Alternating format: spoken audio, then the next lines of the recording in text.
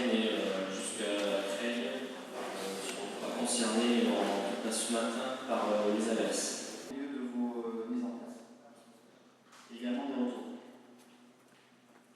Comment on organise l'arrivée de tous ces aéronefs pour le défilé 14 juillet sur la base? Alors vu que c'est un dispositif assez important, surtout cette année, puisqu'on a une base à Villacoublay qui avait la tradition d'accueillir des avions, notamment ceux de la Patrouille de France, il a fallu qu'on s'organise en amont. Donc on a planifié l'arrivée au fur et à mesure de tous ces avions. Et il a fallu prévoir aussi l'arrivée future d'avions de transport qui seront basés très prochainement sur la base aérienne. Donc on a calculé depuis 2 mois, en fait, on a fait en sorte que la base puisse accueillir le maximum d'avions tel que ça nous avait été demandé. Donc là, combien y a-t-il d'avions? Quel type d'avion par rapport à d'habitude? Qu'est-ce que ça représente? Alors par rapport aux avions qu'on a sur la plateforme habituellement, on a 10 Alpha-Jet, on a aussi 31 hélicoptères, plus des avions qui n'ont pas la vocation à défiler, mais qui vont participer à la protection de la sûreté aérienne, donc renforcer la sûreté aérienne dans la région parisienne. Ça a demandé aussi du travail pour l'escale aérienne, puisqu'ils ne sont pas dimensionnés en personnel pour faire tant de mouvements tous les jours. Mais donc voilà, on a démontré qu'on arrive quand même à passer un pic pendant 24 heures. C'est quand même pas, ça dure très peu de temps. Hein. La majeure partie des avions sont arrivés, des hélicoptères sont arrivés hier, et puis une petite partie est arrivée le 12. C'est un honneur d'accueillir la base cette année, effectivement, puisque traditionnellement elle se déploie à Villacoublay. Et là on a eu la chance de l'accueillir, donc moi je suis très ravi d'avoir la Patrouille de France avec nous aujourd'hui. Bonjour à tous, on va briefer la mission défilé 14 juillet, défilé ensuite qui ne sont pas des priorités par rapport à la mission initiale, à Saint-Quentin, à Cambrai et mise en place à Valenciennes. On s'appelle Atos, les avions s'il te plaît Tonio. On a 9 plus 1 avion niveau 2, le 9 en bleu-rouge. Parfait. La météo s'il te plaît Zico. Alors la situation générale sur la ligne satellite. On a donc un passage encore résiduel au nord de notre zone, sur le nord de la France, ouest-est d'instabilité, avec des précipitations type convective, donc du CB essentiellement, associé avec la traîne des plafonds bas qu'on observe déjà ici. Donc sur Creil, on a un Vorcas 1500 pieds avec un vent du 2-10-13 nœuds. C'est prévu de monter à 2000-2500 sur la fin de matinée. Ensuite, sur tout le trajet, c'est en gros pour les plafonds les plus bas 1000 pieds. À Orly, ils avaient 1000 pieds tout à l'heure. À Charles de Gaulle, il y a FIU à 1500, Scatter 2005. Et puis ensuite, plus on monte au nord, plus ça redescend, associé aux précipitations qui viennent d'y avoir. Une météo favorable, néanmoins difficile pour la mission. Déroulement chronologique à l'issue du briefing pour vos avions. Vous avez toute la timeline qui est sur votre data card. Donc on a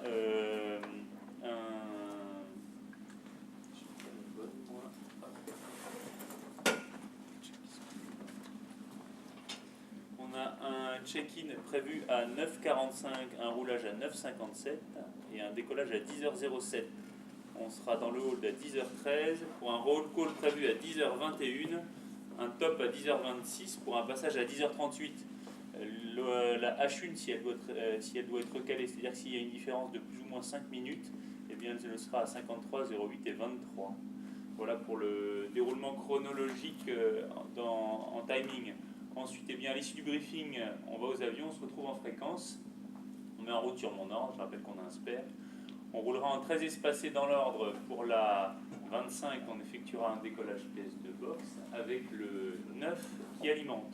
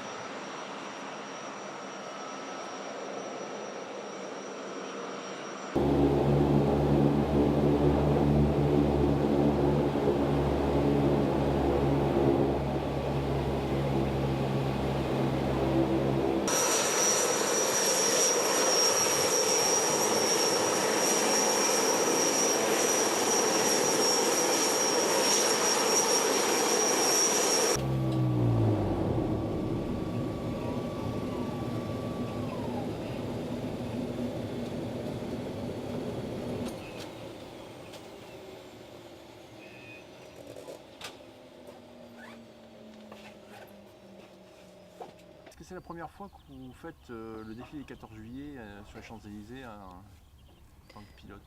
14 juillet à proprement parler, oui, c'est ma première fois. En revanche, l'année dernière, j'avais participé à des entraînements où on faisait le passage effectif sur les Champs-Élysées. Et donc j'avais déjà des repères, j'avais déjà des notions en termes de gestion de timing. Donc c'était pas une découverte pour moi. Donc quand j'ai fait l'école de l'air, c'était à la fin de la première année, on a eu la chance de pouvoir défiler à pied sur les Champs-Élysées. Et il y avait toujours ce petit frisson de voir les avions passer. Donc on y a déjà participé à pied en tout cas. Oui, c'est sûr que ça procure une certaine fierté de défiler parce que bon, on s'est pas engagé dans l'armée de l'air française pour rien. Et donc de participer à cette fête nationale, ça fait partie des petits rêves d'enfant que moi j'avais personnellement. Quand je voyais ça, je me disais waouh, c'est fabuleux, toute cette gestion, tout, c'est réglé au millimètre près, et le fait de participer pleinement à notre niveau, c'est vrai qu'il y a une certaine fierté, un honneur de pouvoir rendre ce défilé vraiment appréciable et beau.